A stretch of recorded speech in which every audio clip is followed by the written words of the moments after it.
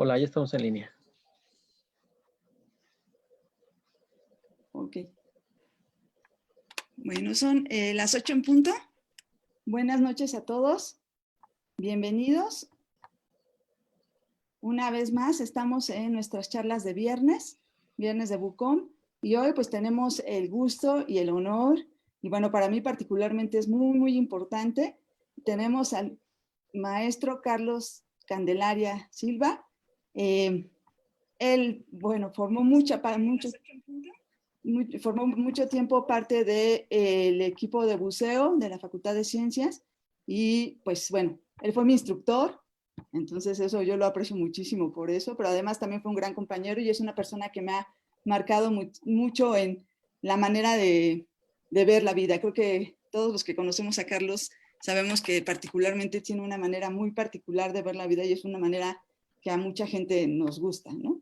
Entonces, ahorita lo que quiero hacer es saludarlos a todos, darles la bienvenida, agradecer que estén aquí con nosotros en otro viernes más, saber de dónde nos están escribiendo. Ya estoy viendo que están muchas de las personas que todos los viernes nos acompañan. Les agradecemos su confianza. Y el día de hoy vamos a empezar con la conferencia que se llama La riqueza biológica de los mares mexicanos y su regionalización. Y voy a presentar al maestro Carlos Candelaria.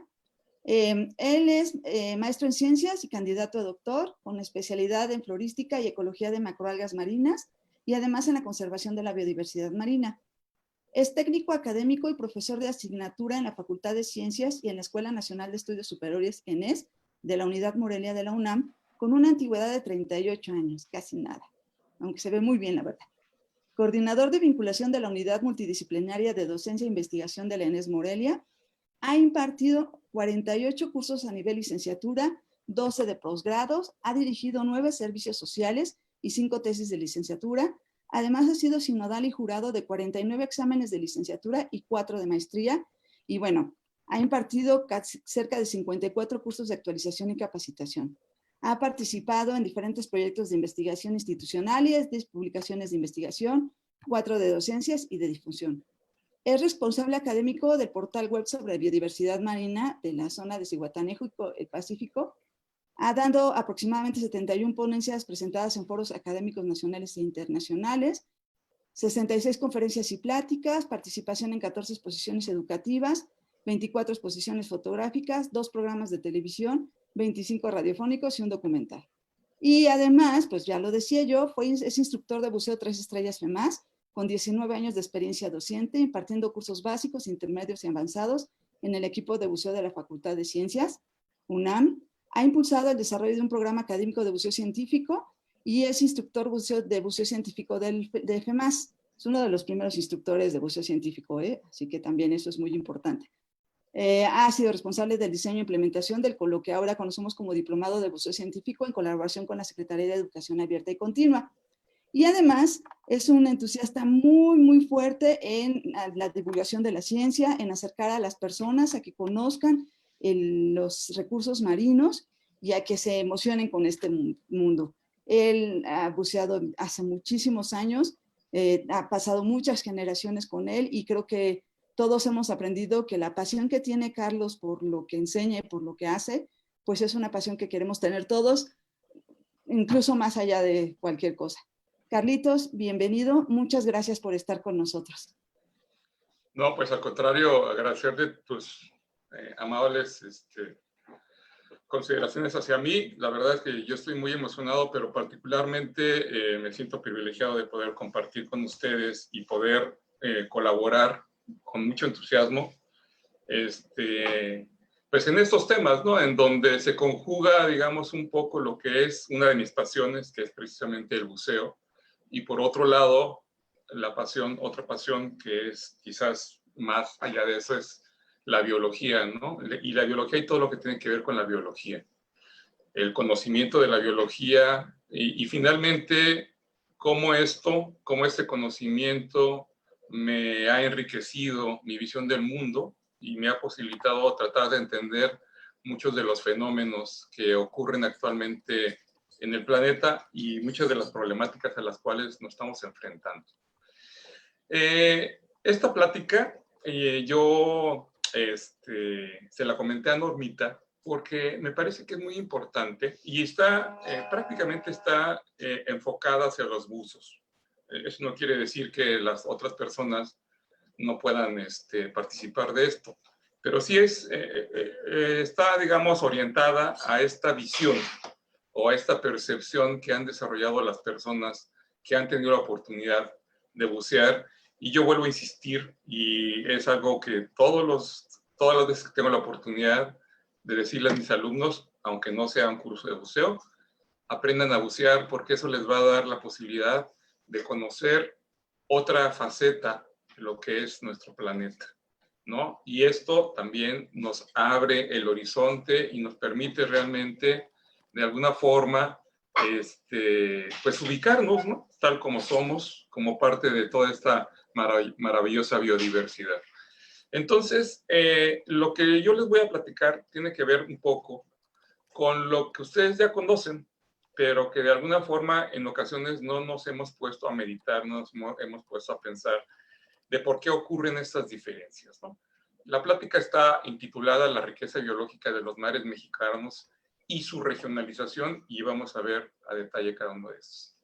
Bueno, iniciando por estas consideraciones, yo creo que es importante para las personas que que nos acompañan de otro país, lo mismo se puede aplicar.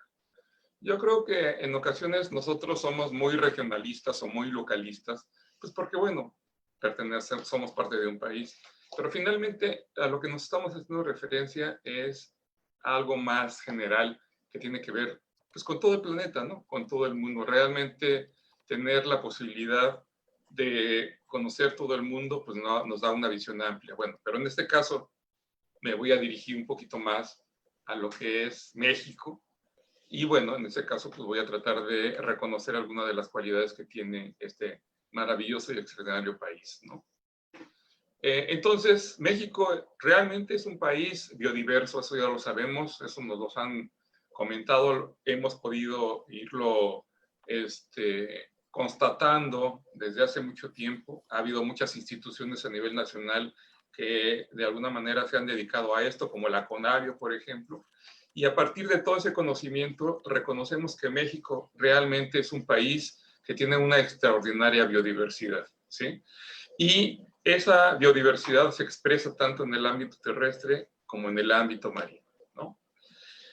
En el caso de los buceadores, yo creo que ustedes como buceadores o los que han tenido la oportunidad de bucear en cualquier parte, pueden fácilmente percibir las diferencias que hay en los diferentes paisajes submarinos de nuestro país.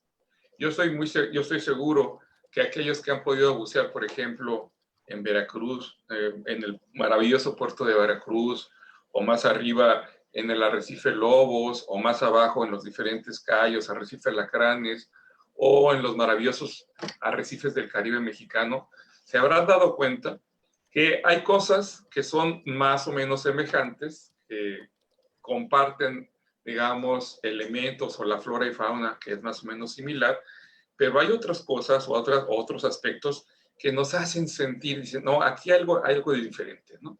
Entonces, yo creo que estas diferencias precisamente eso es lo que vamos a tratar de entender, por qué se manifiestan o por qué ocurren en este gran país como este caso de México, ¿no?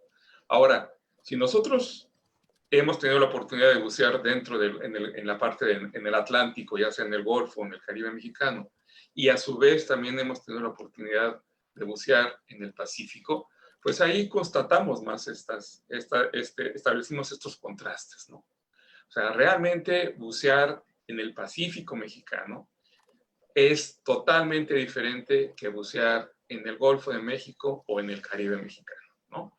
Y reconocemos también que el paisaje, ¿no? El panorama, la flora y la fauna es totalmente diferente, ¿no? Y aún así, dentro de lo que es el Pacífico mexicano, también hay sus diferencias, porque no es lo mismo, por ejemplo, bucear en Huatulco, bucear en Acapulco, bucear en Zihuatanejo, bucear en Colima, bucear en Jalisco, bucear en Los Cabos, que bucear dentro del Golfo de California o incluso irnos hasta la parte norte de nuestro país por Ensenada, ¿no? Entonces, todo esto pues de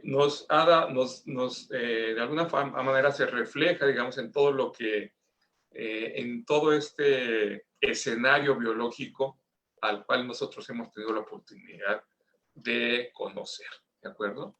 Entonces, lo que es importante, y eso es fundamental, porque aquí no se trata de establecer comparaciones a veces que me parecen que no son equivalentes, ¿no? A veces las comparaciones son buenas siempre y cuando se saquen cosas positivas, pero a veces cuando uno dice, no, es que es mejor bucear en Veracruz, o bucear en tal lado, o bucear... Yo lo que siempre he dicho es que cada lugar tiene su propio encanto, ¿sí? Y eso, pues ese encanto está dado precisamente porque tiene o existe una flora y una fauna particular que de alguna manera está asociado a ciertas condiciones ambientales, ¿no? Y precisamente aquí es donde yo quisiera plantearme este interrogante, ¿no? ¿A qué se debe todo esto? ¿Por qué existen esas diferencias, no? ¿Por qué podemos reconocer que hay mayor o menor biodiversidad en uno u otro lado, ¿no? Y precisamente lo que vamos a tratar de ver en esta plática es por qué la biodiversidad marina se distribuye con cierta particularidad a lo largo de los litorales mexicanos, y esto nos permite reconocer diferencias que se pueden expresar en lo que se conocen como regiones geográficas o, en este caso, regiones geográficas marinas, ¿de acuerdo? Esa es prácticamente la idea. Y ahora también el otro elemento es que con esta regionalización entendamos que hay ciertas características ecológicas en cada una de estas regiones que de alguna manera tienen cierto efecto precisamente sobre la flora y la fauna. Y quizás lo más importante es que esto les dé elementos a ustedes, les genere interés, precisamente para en un momento dado documentarse y poder enriquecer su experiencia de buceo cuando tengan la oportunidad nuevamente de ir a un lugar a bucear en México, ¿sí? O a cualquier lado del mundo. La idea es no solamente quedarse con esta cuestión en automático de que ya fuimos a bucear, ya nos llevaron a bucear. No, la idea es que ustedes se transformen en buceadores realmente proactivos, interesados, comprometidos con su propio conocimiento, y que de alguna manera esto les beneficie en su experiencia vital, ¿no? O sea, plantearse preguntas, aunque no sea uno biólogo. Y yo creo que además esto es el mensaje que ahora existe a nivel de una tendencia dentro de la ciencia, que es precisamente extender el conocimiento, porque yo creo que el conocimiento científico tiene que ser compartido para que realmente sea científico, ¿sí? O sea, la ciencia es una actividad humana y es una actividad, y lo que se genera por la ciencia realmente debemos de alguna manera tener la posibilidad de difundirla, de divulgarla, de extenderla a toda la comunidad, ¿no?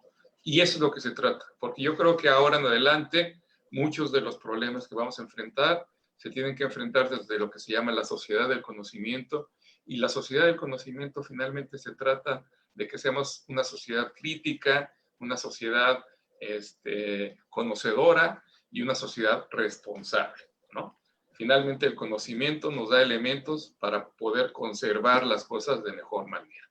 Pero entrando ya en detalle, vamos a ver algunas, estos son fotografías al azar, las fui agarrando al azar, porque no me interesaba realmente destacar algunos aspectos muy particulares, sino más bien los aspectos más generales. Entonces, en la primera diapositiva tenemos un collage de varias imágenes de Arrecife Lobos, de Veracruz, ¿sí? Entonces, normalmente cuando uno va a Veracruz, lo que sí me queda claro es que si uno no le toca buen día, la visibilidad no es lo mejor, ¿sí? Siempre hay un poco de turbulencia. Veracruz es realmente muy contrastante, pero cuando tocan condiciones, por ejemplo, de claridad, ¿sí? Es impresionante. Realmente condiciones que no le piden nada, por ejemplo, a Cozumel o al Caribe, pero evidentemente no son todos los momentos de esa forma, pero tiene su propio encanto. Como les vuelvo a repetir, cada lugar tiene su propio encanto y también tiene su propia problemática, porque desafortunadamente también los arrecifes veracruzanos, sobre todo el sistema arrecifal veracruzano, pues ha estado sometido a un impacto antropogénico muy severo que en algunas ocasiones sí ha tenido repercusiones sobre los arrecifes de Veracruz, y eso ha tenido pues también implicaciones en términos de la flora y la fauna que se encuentra ahí. ¿De acuerdo? Si nos vamos un poco más al sureste, digamos en la península de Yucatán, pues podemos ir a Cayo Arcas, podemos ir a Arrecife de Lacranes, y virtualmente el paisaje es muy similar, es decir, son arrecifes coralinos, ¿no? Que lo que va cambiando es un poco la configuración general del arrecife, pero la composición de la flora y de la fauna es muy parecida, ¿sí? Y llegaríamos hasta el otro extremo, al extremo, digamos, ya del Caribe mexicano, donde normalmente queda muy claro que sí es cierto, hay una mayor claridad de las aguas son más cálidas, las condiciones ambientales son más constantes y pues esto brinda la oportunidad precisamente de sumergirse en aguas casi cristalinas, ¿no? Entonces, realmente sí hay diferencias. Ahora, por otro lado, aunque no sean, digamos, ambientes estrictamente marinos, tienen mucho que ver con, digamos, la historia geológica del continente, que básicamente tuvo que ver con toda la península de Yucatán y cómo se fue originando de tal forma que la composición de la península fue básicamente material kárstico o de carbonato de calcio, y esto a la larga favoreció el desarrollo de oquedades y grandes oquedades a todo lo largo de lo que es la península de Yucatán. Y además, en algunos casos, llega a haber contacto de las aguas entre las aguas dulces con las aguas marinas, ¿no? Entonces, esto también forma parte de la gran diversidad que tenemos en condiciones ambientales para bucear. Ahora, si nos vamos del otro lado, si nos vamos al lado del Pacífico, lo que predominan no van a ser los arrecifes coralinos, van a ser los arrecifes rocosos, ¿de acuerdo? Que en este caso, bueno, además, haciendo un paréntesis, arrecife es un término genérico que se refiere a toda aquella estructura que se puede encontrar a cierta profundidad y que básicamente puede ser un peligro para la navegación o para toda actividad náutica. Entonces es un término más bien náutico, pero después fue heredado por, digamos, los estudios biológicos y se llaman ahora, sí se categorizan de esa manera, arrecifes coralinos y arrecifes rocosos. La diferencia entre uno y otro, pues, es claramente la composición, ¿no? Unos están constituidos por corales, por estos animales que son particulares, y el otro está constituido por material pétreo, ¿no? Que son todo tipo de roca. Entonces, si nos vamos del lado del Pacífico, vamos a encontrar básicamente arrecifes de tipo rocoso, y en algunos espacios más o menos limitados vamos a encontrar algunos arrecifes también, pero de otra naturaleza, no como los arrecifes del Pacífico, del Atlántico mexicano, pero también son, digamos, pequeños ecosistemas que también son muy ricos en biodiversidad y con una serie de problemáticas, ¿no? Entonces, cada lugar, vuelvo a insistir, cada lugar tiene su peculiaridad, tiene su riqueza parte específica, ¿no? Los que han tenido la oportunidad, por ejemplo, de bucear en las islas Revillagigedo, no me van a dejar mentir, pero es otro de los paraísos que aún tenemos en el Pacífico mexicano, un lugar especial para poder bucear, pero también en términos de su biodiversidad, dada su condición de aislamiento biogeográfico, por decirlo de una manera, que se encuentra del continente. Y eso pues le da posibilidades de que pueda haber mucha flora y fauna realmente exuberante, ¿no? Por otro lado, por ejemplo, si nos vamos un poquito más al norte, pues vamos a Cabo Pulmo, que es otro también de los lugares emblemáticos de la conservación de la biodiversidad marina en nuestro país, porque ha sido el resultado realmente de iniciativas ciudadanas que se han comprometido, ¿no? Con la conservación de sus recursos naturales, y eso, pues, evidentemente también ha influido en la manera de hacer las cosas, en su visión y en nuestra visión de cómo se puede convivir adecuadamente, coexistir con la naturaleza y cuál es la responsabilidad que tenemos nosotros como seres humanos, ¿no? En la conservación de la biodiversidad, llámese terrestre o marina. Y los que hemos tenido la fortuna, y aquí sí me siento realmente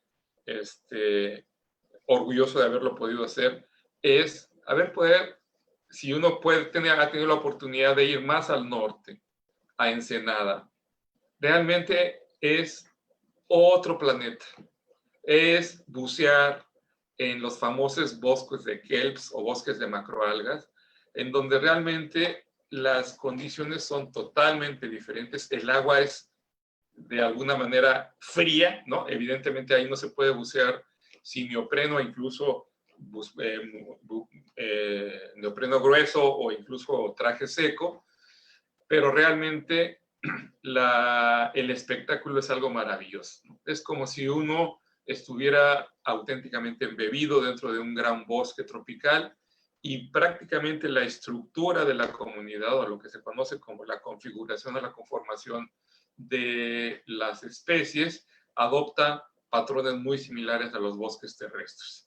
Y por eso realmente es muy interesante. Incluso se pueden reconocer diferentes estratos como el sotobosque, o se puede el dosel, la parte basal. O sea, realmente se pueden establecer diferencias muy significativas en el mismo lugar. Y esto es importante porque yo creo que también es interesante cambiar un poquito nuestro foco de la mirada. Si bien es cierto que ahorita nos vamos a referir a un foco muy general, a un foco geográfico, lo importante es que ustedes como buceadores, como observadores, como naturalistas submarinos, tengan la posibilidad de poder acercarse, de entender o tratar por lo menos de ver cómo están las cosas a niveles micros. Yo digo una anécdota, por ejemplo, yo estoy ahorita radicando en Zihuatanejo y en muchas ocasiones había gente que me comentaba, no, es que en Zihuatanejo no hay nada, no se ve nada, no hay biodiversidad, está muy pobre. Pues sí, ¿no? Evidentemente, si uno se va con esta visión macro de los grandes arrecifes o de los grandes corales que hay en el Caribe o en el Golfo de México, pues evidentemente, pues si uno hasta se podría sentir defraudado de que no existe el mismo tipo de biodiversidad del lado del Pacífico. Pero si uno aumenta esta visión, una lupa, y se mete a lo pequeño, las cosas cambian por completo. Ahí realmente la biodiversidad se incrementa y entonces uno trata de ya no solamente ver lo macro, sino lo meso y lo micro. Esto además hace muy enriquecedora la práctica que uno puede desarrollar como buceador. Ya no solamente es un espectador más, sino realmente es un participante activo de esa experiencia de bucear, ¿sí? Muy bien. Ahora vamos a tratar de explicar por qué nuestro país presenta precisamente estas grandes diferencias. Entonces, yo voy a partir de esta gran visión macro, que es una visión geográfica, tratando de ubicar este maravilloso país en su contexto geográfico. Entonces, México, como todos sabemos, espero, forma parte de la parte norte del continente, también de la parte, tiene una parte centroamericana, ¿no? Y forma parte o está situado entre dos grandes océanos, el Océano Atlántico del lado derecho y el Océano Pacífico del lado izquierdo. Bueno, si nos aproximamos un poquito más, si vamos aumentando el foco, empezamos a ver que los litorales no son totalmente homogéneos. Los litorales nos empezamos a dar cuenta que hay diferencias, digamos, en su configuración morfológica o geológica, en estricto sentido su configuración geomorfológica, y nos damos cuenta que, por ejemplo, del lado del Atlántico existe una gran plataforma continental, ¿no? que se extiende a una considerable distancia del borde litoral, ¿no? Eso en el caso del Golfo de México. En el caso perdón, ¿me están siguiendo el cursor? ¿Se ve el cursor? Bueno, ¿me escuchan? Sí, sí te escuchamos, Carlitos. Sí, sí se ve el cursor. ¿Se ve el cursor? Nota cómo la flechita se mueve. Sí. Ah, sí se nota, perfecto. Ok. Ok. Entonces, si nos movemos, por ejemplo, el Caribe, por ejemplo, ahí ya la plataforma continental se hace más estrecha. Incluso hay un canal que pasa casi paralelo enfrente de la línea litoral de Cozumel, ¿no? Y si ustedes se dan cuenta, pues hay una cierta diferencia. En cambio, si nos vamos del lado del Atlántico, lo primero que llama atención es este surco, ¿no? Que se da a todo lo largo del Pacífico tropical, abarcando pues prácticamente desde Cabo Corrientes, ¿no? Hasta la frontera, que se llama la Gran Trinchera Mesoamericana, ¿no? Y dentro del Golfo también hay diferentes configuraciones que se van modificando a todo lo largo del litoral. Lo que comparte, digamos, el Pacífico mexicano en relación al Atlántico es que el Pacífico en general, su plataforma continental es más estrecha, ¿sí? Entonces, esto mismo tiene ciertos efectos sobre sus aspectos oceanográficos y vamos a continuar detallando esto. Entonces, vean ustedes, desde el punto de vista geopolítico, ¿a qué me refiero como geopolítico? Los países precisamente se definen no por una cuestión, un designio divino, sino los países son el resultado pues, de procesos históricos. Nuestro país no es la excepción y evidentemente la definición geográfica de México pues, tiene que ver con la historia, con la geografía, pero también con la política. Y entonces, en este sentido, nuestro país tiene una cierta superficie terrestre, pero curiosamente, y eso casi nadie nos habíamos percatado, yo cuando me enteré realmente fue una sorpresa pues, muy agradable, ¿no? Resulta que nuestro país es 1.6 veces más territorio acuático que territorio que territorio terrestre. Es decir, somos más tierra, somos más mar que tierra.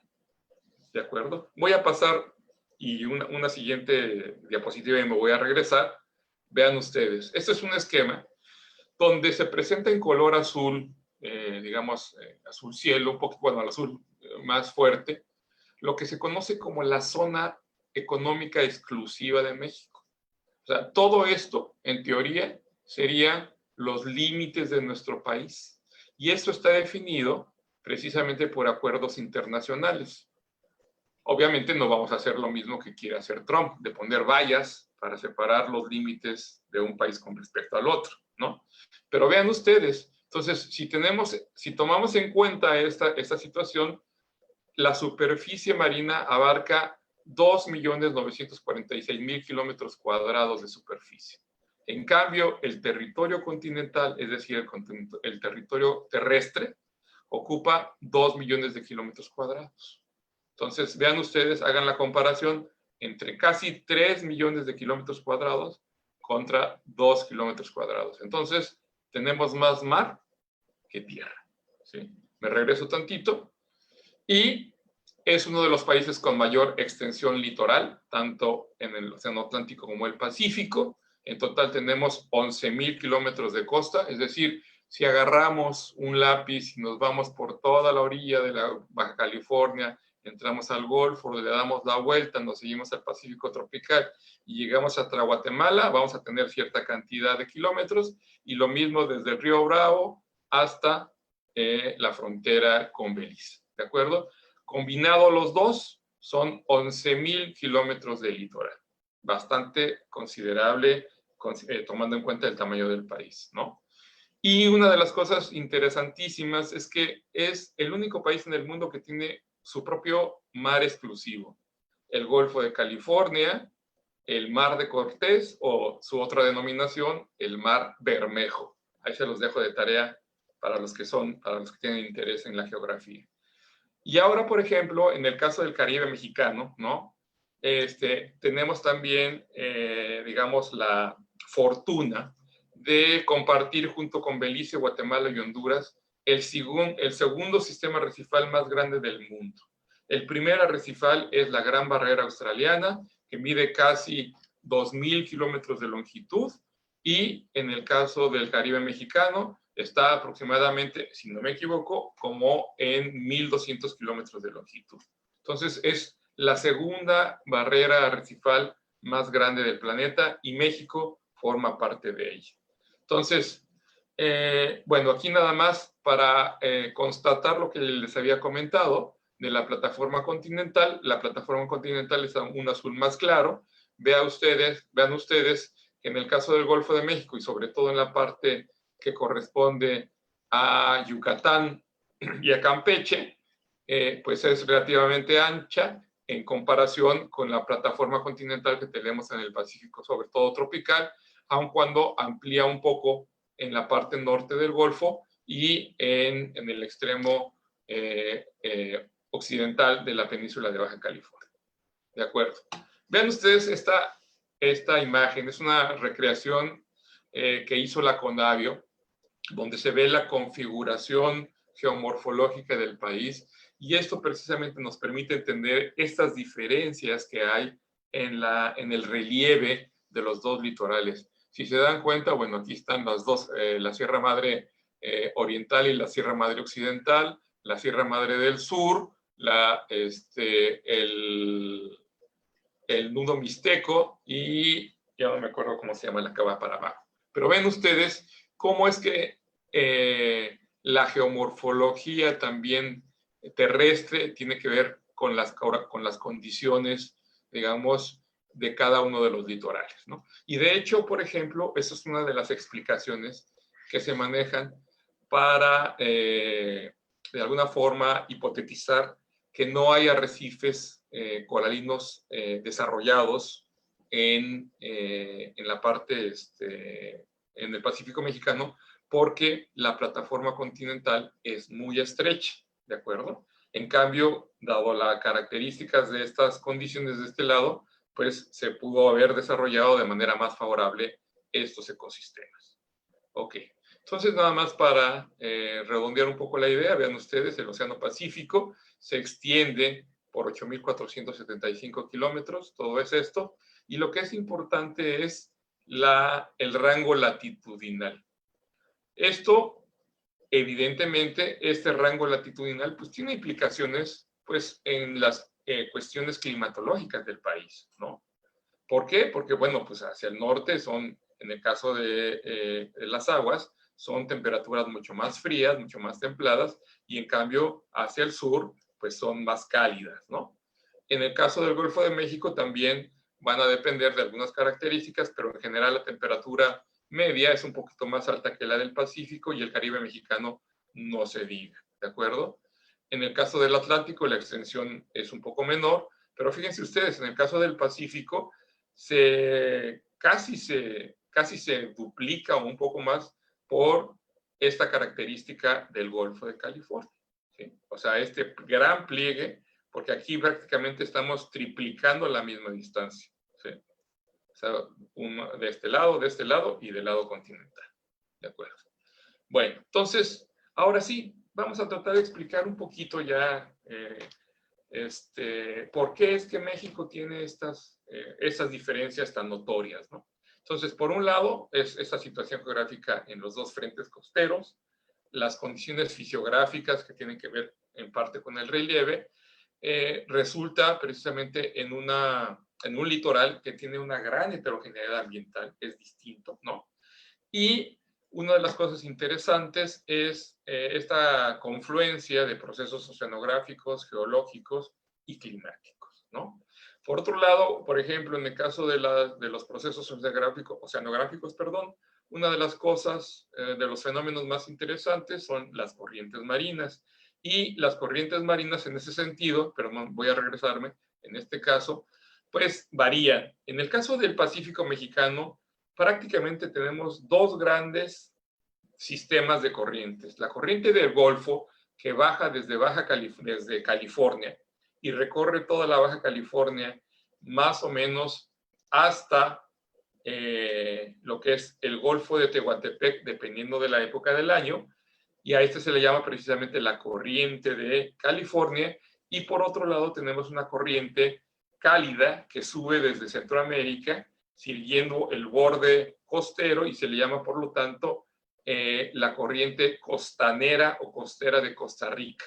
Y entonces esta corriente fluye hacia noroeste y llega hasta Cabo Corrientes y ahí se va hacia el oeste.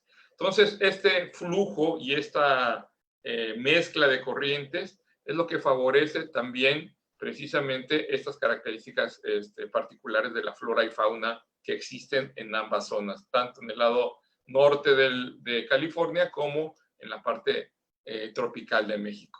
Y el Golfo de California tiene sus características oceanográficas particulares y realmente también es muy rico. Dentro del Golfo de California hay también lo que se conocen como los bosques de sargazo, algo relativamente parecido a los bosques de kelps, aunque un poquito más pequeños, ¿de acuerdo? También se dice, bueno, México en el caso de la parte terrestre está confluyendo, hay una confluencia entre dos zonas biogeográficas, neártica y neotropical. Esto no ocurre de manera precisa en el mar, pero también de alguna forma sí tiene una cierta influencia en las temperaturas que ocurren en el borde litoral. Entonces, esta sería la región neártica y esa es la región neotropical.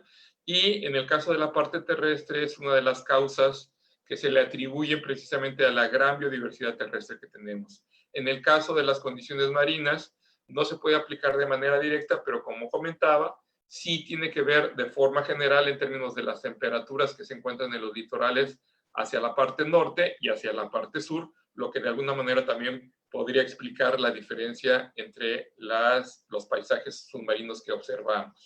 ¿Sale? Y bueno, ya aspectos más de tipo biológico, en donde tenemos fauna y flora que viene desde diferentes lugares y que enriquece también nuestra flora y fauna local, como es el caso de la provincia de California, en el caso del Pacífico o la provincia de Panamá, o en el caso del Golfo, la biota o la flora y fauna que viene desde Carolina o la que viene desde la Antilla y el Caribe. ¿De acuerdo?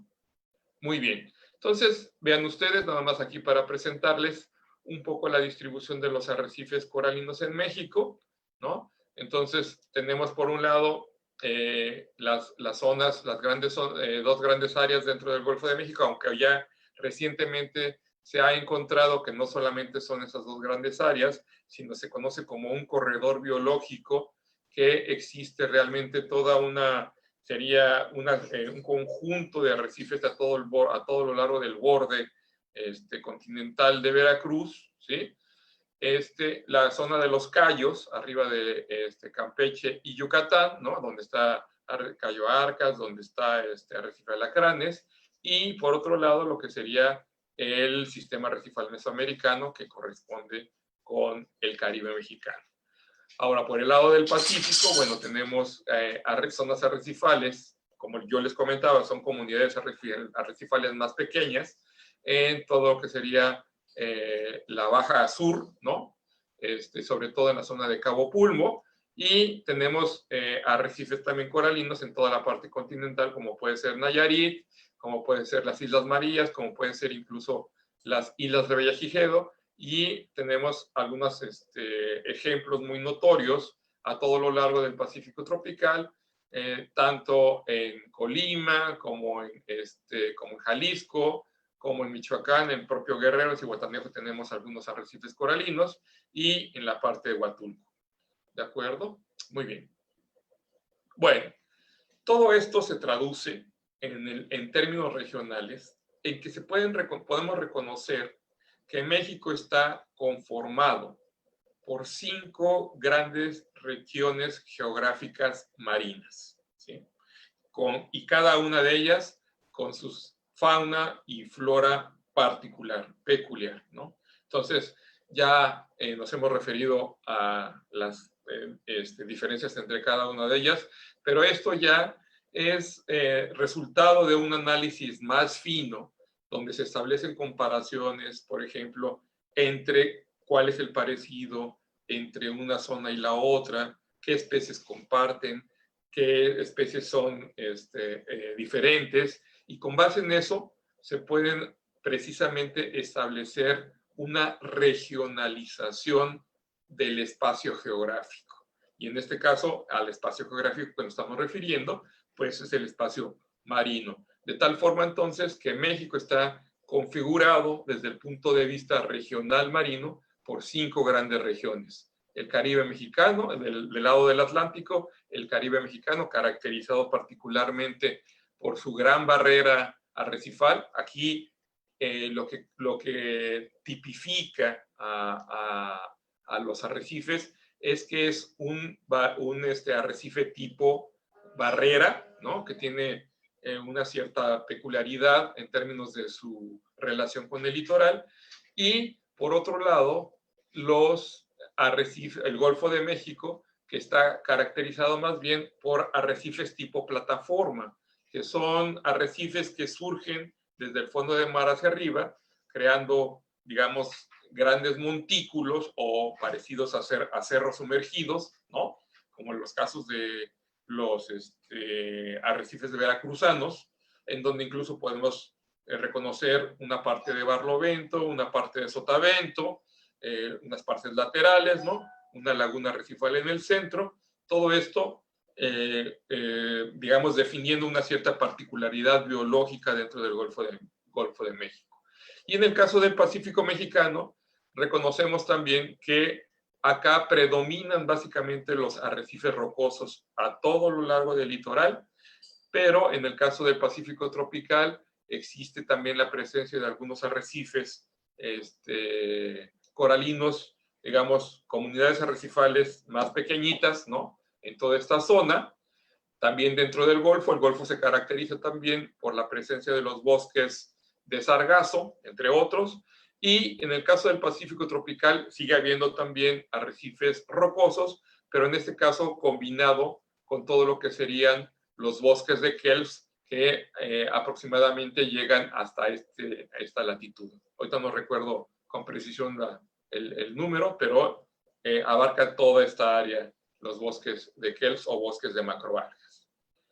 Y bueno, esto se traduce en términos ecosistémicos también en una gran diversidad, y por eso es que México tiene también entre sus, digamos, ambientes marinos, pues una gran gama de ambientes como son los arrecifes rocosos, decía, los arrecifes coralinos, los bosques de kelp, los bosques de sargazo, en este caso lagunas costeras, estuarios, humedales.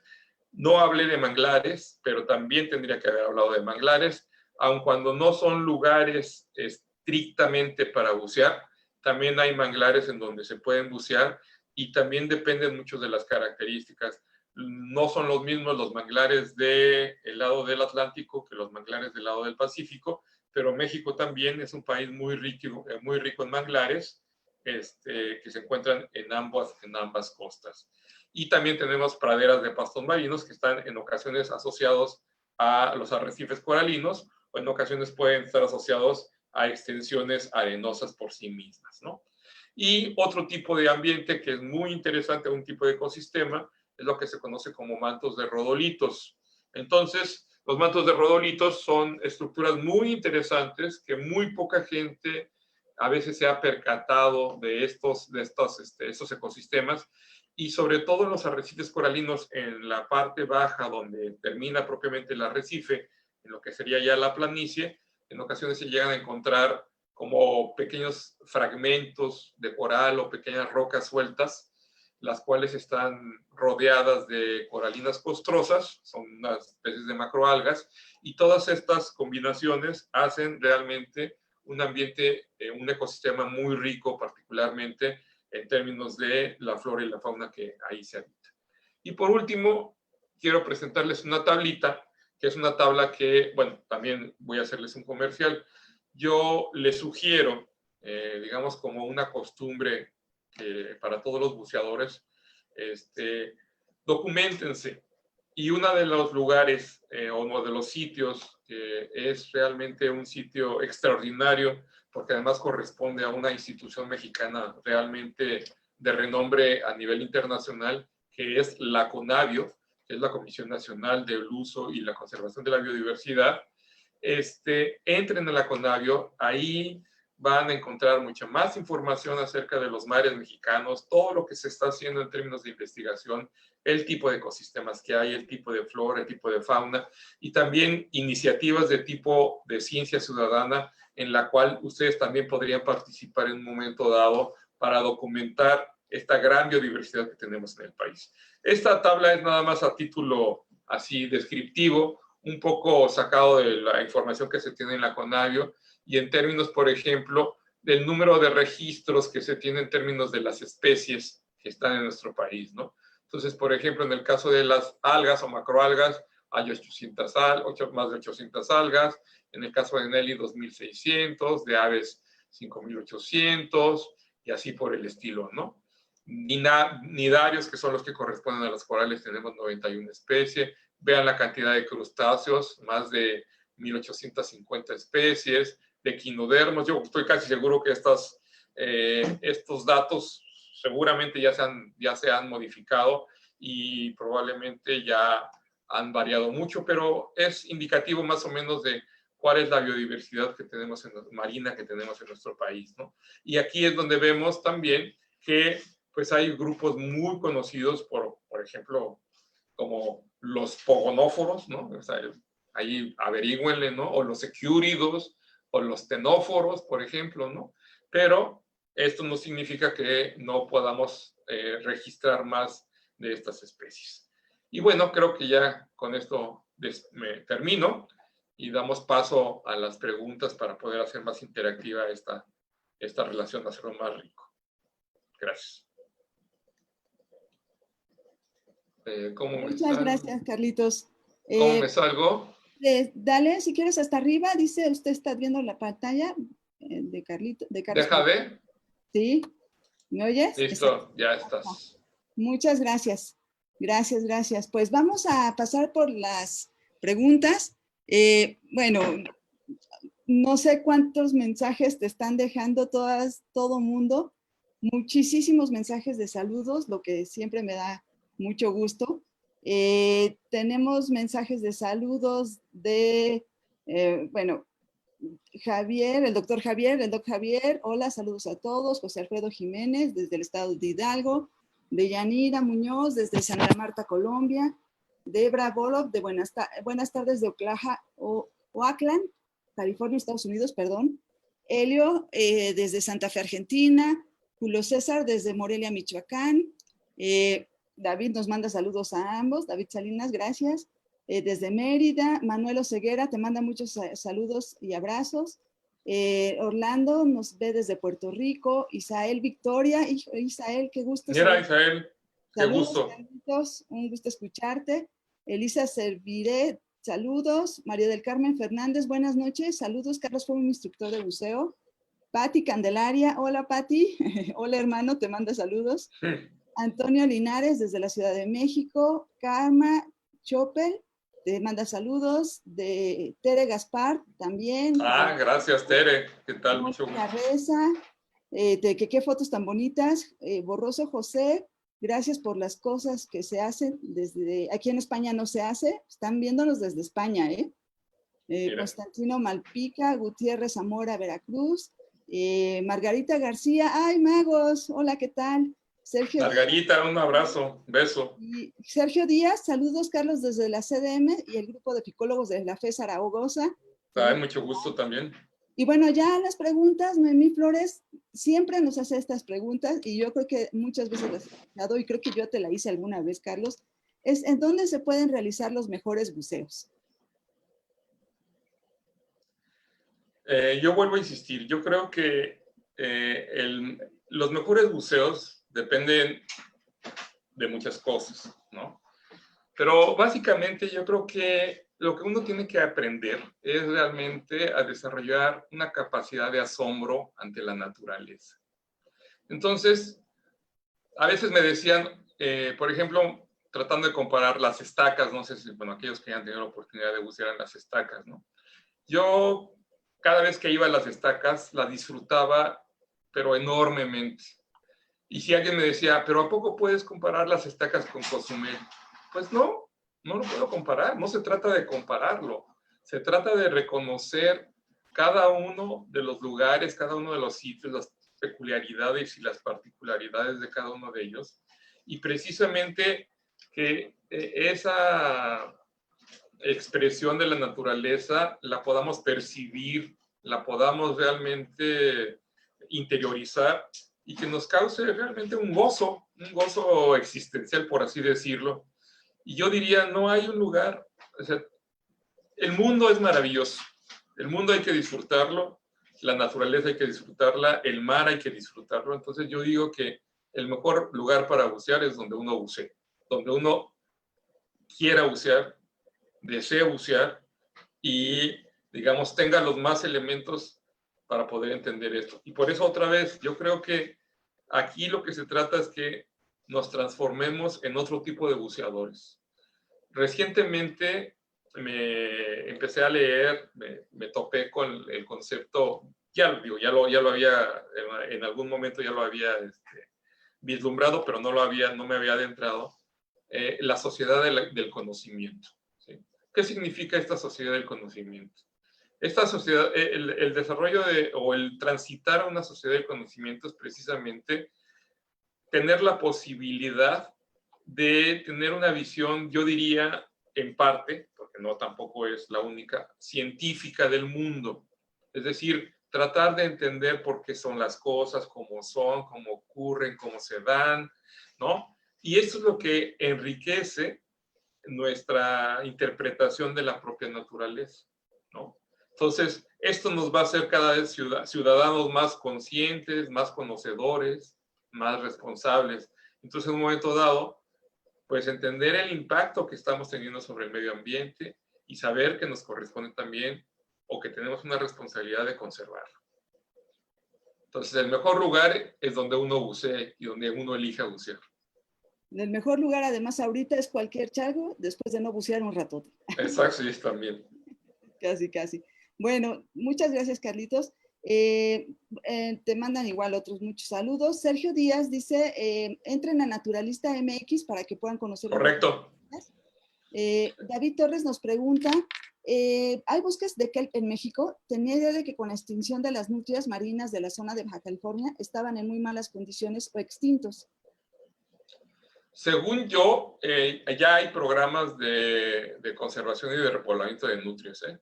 De hecho, hay estudios muy interesantes en donde precisamente se descubrió que cuando se disminuyeron las poblaciones de nutrias, los bosques de kelps empezaron a desaparecer. Y esto sucedió porque uno de los herbívoros naturales de las macroalgas eran los erizos. Entonces, esos erizos están en la parte baja, en lo que se conoce como el sotobosque o el piso de los kelps, y las nutrias eran los, digamos, reguladores poblacionales naturales de los erizos. Entonces, como empezaron a desaparecer, ya a sobreexplotarse a las nutrias por su piel, básicamente, pues ya no había quien controlara a los erizos. Y entonces las poblaciones de erizos empezaron a aumentar y se empezaron a abatir las poblaciones de los kelps. Nada más al margen, ustedes deben de conocer o deben de saber que los kelps, particularmente Macrocystis pyrifera, es un alga café que tiene una importancia económica muy relevante para la industria de alginatos particularmente, con cuestiones farmacológicas, cosméticas y de otra naturaleza. Y hay la industria de la cosecha de los kelps es una industria muy exitosa. De hecho, sale desde San Diego lo que se conoce el sargacero, que es un barco que tiene cuchillas, y entonces va recorriendo, tiene una concesión para entrar a México, hace el recorrido borde litoral donde se encuentran los mantos de kelps, va cortando, va subiendo, va cosechando, y dado que las algas tienen un ritmo o una fisiología muy rápida, el crecimiento incluso se ha documentado que pueden crecer hasta 5 centímetros al día o hasta 20 centímetros al día. Entonces es prácticamente un recurso inagotable, excepto cuando le llegan desde abajo. Ahí precisamente los erizos se encargaron de empezar a podar a las grandes macroalgas, y ya después de muchos estudios, pues ya se dieron cuenta que lo que necesitaban era volver a poner a las nutrias para que pudieran controlar a los erizos. Entonces, como este caso está lleno, digamos, de historias, digamos, yo diría historias naturales, todo nuestro planeta, ¿no? Y esta cuestión, esta relación de las interacciones es muy interesante, porque no solamente se trata de ver a los mares o ver a los ecosistemas como si fueran objetos con cosas aisladas, sino como sistemas, ¿no? En donde todo se relaciona, se van condicionando mutuamente, existen diferentes grados de interacción, y eso hace más rico incluso también nuestro pensamiento acerca de lo que estamos observando cuando estamos buceando. Muchas gracias, Carlitos. Pues hay muchas otras preguntas. Mario Meneses Candelaria te manda saludos. Fernando Sosa, saludos de la CDM. Rubén Román desde Santa Elena, Ecuador. Gracias por vernos y escucharnos. Verónica Zamora pregunta, lo que comprendo es que todo el país es megadiverso, pero diría que usted que hay una zona con mayor diversidad, tanto micro y macro. Ah, qué pregunta tan interesante. Híjole. Está buena. Sí, está buena. No, la verdad te mentiría. O sea, sí hay datos, pero no los tengo a la mano. O sea, sí, esa pregunta incluso se me ocurre, es como bajar la escala, ¿no? Ir bajando la escala. O sea, ahorita estuvimos hablando acerca de una escala geográfica, y por eso estamos hablando de una regionalización a nivel geográfico. Pero cada región tiene, digamos, particularidades ecológicas, e incluso se puede hablar de ecorregiones también, ¿sí? Y aparte de las ecorregiones, después pues empiezas a hablar de ecosistemas, y luego dentro de los ecosistemas pues empiezas a hablar de microambientes. O sea, hay toda una escala de diversidad, diría yo. Pero te mentiría, sinceramente te mentiría en este momento saber cuál sería. Evidentemente, los arrecifes coralinos en general son los que son más diversos a cierto nivel, pero también hay que ver cierto tipo de elementos para comparar, ¿no? En total, yo sí considero que los arrecifes coralinos son los más diversos en términos de ambientes, ¿no? o ecosistemas. Pero hay también, se las van dando con los bosques de Kelps, ¿eh? Lo que pasa es que los bosques de Kelps también son poco conocidos, pero también son bastante diversos. Así es. Uy, bueno, muchas gracias, Vero, qué buena pregunta. Pepe Funes, muchas gracias, Pepe, por vernos otra vez. Perdone, maestro, ¿qué opina de la regionalización de las áreas pesqueras? En la pesca del tiburón en el Mar Caribe, la CONAPESCA lo tiene como una zona compartida con Campeche y Yucatán, originando conflicto entre pescadores. ¿El Mar Caribe debería ser una región aparte? ¿No lo cree así? Miren, yo creo que aquí, y nuevamente nos vamos a remitir a una cuestión de tipo geopolítico, ¿sí? Vamos a darnos cuenta que nosotros los humanos ocupamos un espacio geográfico que no está dado naturalmente. O sea, las cosas no son por sí mismas, ¿no? Sino es el resultado, la ocupación del territorio, la ocupación del espacio que ha hecho el humano, pues se va dando pues por procesos históricos, ¿no? Que involucra cuestiones económicas, políticas, sociales, de todo esto. Las áreas pesqueras es una estrategia que se estaba impulsando precisamente como una estrategia de conservación para determinar áreas que no fueran o en donde hubiera un compromiso con el sector pesquero de no usarlos durante un cierto tiempo para facilitar o para de alguna manera promover la repoblación de las especies de interés comercial. pero eso sí requiere o requería mucho trabajo previo con las comunidades. Es decir, no se puede, las políticas ambientales o las políticas ecológicas no se pueden establecer solamente así al margen de las necesidades de las poblaciones humanas. Si no se toma en cuenta la problemática, la situación, las condiciones en las que viven los que hacen uso del recurso, pues precisamente a lo que lleva es a esta generación de conflictos, ¿sí? Entonces, desconozco el caso particular, pero así como me lo está comentando, pues me parece que ahí quizás faltó previamente realmente una labor de convencimiento en donde los propios pescadores asuman como propio, digamos, este tipo de iniciativas. Hay un caso similar en el Golfo de California, en donde al parecer ha sido un caso de éxito, o al menos así se ha manejado, ¿no? En algunas islas del Golfo de California. Y parece ser que sí ha estado funcionando. Ahí sí las comunidades pesqueras entendieron cuál era la situación. Hubo previamente un trabajo de acompañamiento de muchas ONGs y otro tipo y academia y todo esto, y afortunadamente se hicieron este tipo de alianzas virtuosas, ¿no? Que se les llama, en donde realmente toda la comunidad, la comunidad junto con toda la gente que lo acompaña, pues define una cierta estrategia de manera colegiada.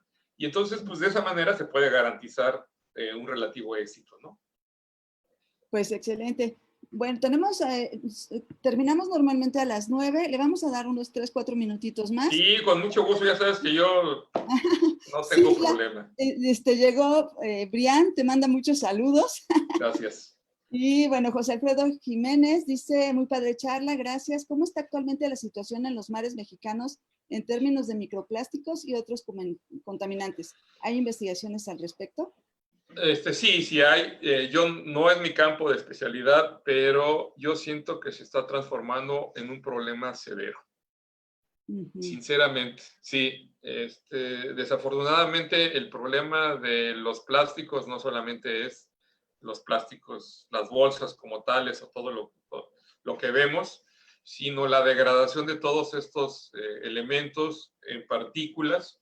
Y la verdad es que yo sí creo que ya está empezando a impactar. Mi experiencia personal, en alguna ocasión hicimos un estudio, o estamos haciendo un estudio en el litoral rocoso de Zihuatanejo, y tomamos algunas muestras, ¿no? Unas muestras de macroalgas que son, digamos, parte de la comunidad dominante en este litoral rocoso.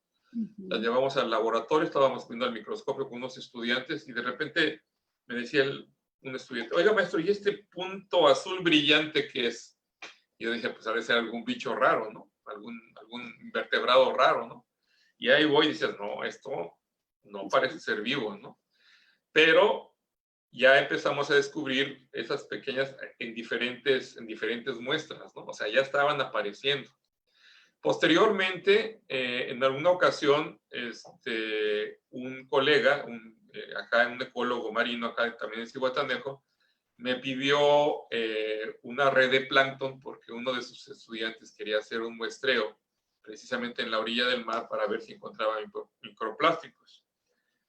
Y pues evidentemente encontró microplásticos. Entonces, yo creo que sí ya se está transformando en algo muy complejo que necesitamos realmente estar muy al pendiente. O sea, yo creo que lo que es importante de todo esto es que primero hacer consciente la problemática. La verdad es que es muy fácil agarrar y decir, no, no pasa nada, no pasa nada, a mí no me pasa nada. No, no. Yo creo que sí es importante reconocer que nosotros como especie estamos teniendo un impacto. De hecho, bueno, ya sabes que ahora se está hablando del antropoceno, ¿no? Como una nueva era geológica. Y entonces, bueno, pues ya el factor desencadenante de todo esto somos nosotros, ¿no? Entonces, pues eso ya nos coloca en una posición que necesitamos tener una visión crítica de las cosas. Así. Evidentemente es muy complejo porque toda esta cuestión de la conservación, pues no solamente es un problema de buena voluntad, ¿no? No es un problema de que nos comprometamos todos a eso, sino también transita desafortunadamente pues, por cuestiones de intereses económicos, intereses políticos, intereses sociales, y entonces la verdad cada vez se hace más compleja la situación. Yo aquí volvería a insistir, a poner el énfasis en lo que tendríamos que hacer. Nos corresponde realmente como ciudadanos, como ciudadanía, realmente hacer un ejercicio crítico de nuestros derechos. ¿Sí? Necesitamos realmente transitar a una sociedad del conocimiento democrática, participativa y responsable de nuestros recursos. ¿Sí? Yo no estoy a favor de la 4T, así en sentido como militante, pero sí me parece que lo que es hay que agarrar esa oportunidad como una opción para realmente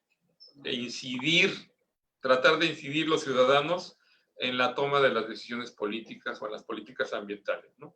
Y eso pues ya es responsabilidad de cada quien. Digo, aquí no se trata de forzar a nadie, pero pues cada uno de nosotros pues, asume una cierta responsabilidad y bueno, en ese sentido, pues va a ser nuestra participación y nuestro compromiso, ¿no? Así es. Bueno, muchas gracias, Carlitos. Ya vamos por las últimas. Sí, claro. Víctor Urrutia, muchas felicidades. Maritza López Herrera, saludos de parte de Chiquibulso y Ay, Maritza, un gustazo, un abrazo, un beso para todos ustedes, ¿cómo no? Omar Valencia Méndez, También, Carlitos, te mando un abrazo. abrazote. También se conectó Denis, está conectada Denis Rodríguez. Un beso, Denis. Saludos, Denis, también yo, besos. Y bueno, pues aquí hay muchas personas que piden segunda y tercera parte. No se preocupen, bueno, ya he hablado con Carlos. Sí, vamos a tener segunda, tercera, cuarta parte. Me fascina esto. Y nos encanta que nos hables. Creo que también el punto de vista, escucharte, para mí siempre es como un momento de reflexión muy importante donde podemos pensar qué es lo que estamos haciendo y qué es lo que queremos hacer en realidad. Vernos como buzos, nada más dentro de un ambiente. Y bueno, ya pues, hablar de biólogos, de nuestra carrera, de lo que hacemos, eso pues también nos hace reflexionar, ¿no? Creo que me encanta siempre platicar contigo. Además, les voy a platicar, Carlos acuñó hace muchísimos años, muchos antes de que cualquier moda entrara en vigor, lo del buceo zen, para tener una buena flotabilidad. Nosotros hacíamos buceo zen y creo que Carlos es una de las personas que he visto con mejor flotabilidad en el agua, ¿no? Y sé que sigue siendo igual de bueno. Entonces, pues muchas gracias, Carlitos, muchas felicidades. Esto se va a repetir, no, hay segundas y terceras partes, seguro. Encantadísimo, ya sabes, a mí esto me fascina. Y a la gente también, y a todos nos gusta escuchar siempre el punto de vista de alguien que bucea, que hace ciencia, que trabaja con la divulgación, que trabaja con las comunidades. Eso es muy importante para todos. Entonces, bueno, pues creo que los voy a despedir a todos aquí. Muchas gracias por conectarse a todos. Denle like a la página para que nos estén siguiendo, activen sus notificaciones de videos en vivo. Y bueno, vamos a seguir trabajando. El otro viernes ya tenemos nuestra plática con el maestro Brian Urbano sobre moluscos. Va a estar también muy interesante. Y pues los esperamos aquí el otro viernes a las 8 de la noche. Y Carlitos, nos vamos a ver muy pronto. Muchas gracias. Pues muchas gracias por la oportunidad. Realmente un saludo a todos. Espero que haya sido de su agrado, que ya hemos aprendido muchas cosas y que sigamos disfrutando de nuestros mares mexicanos e internacionales. Así es, de todos nuestros mares mexicanos e internacionales. Gracias a todos. Gracias, Carlitos, nuevamente. Y no, al contrario.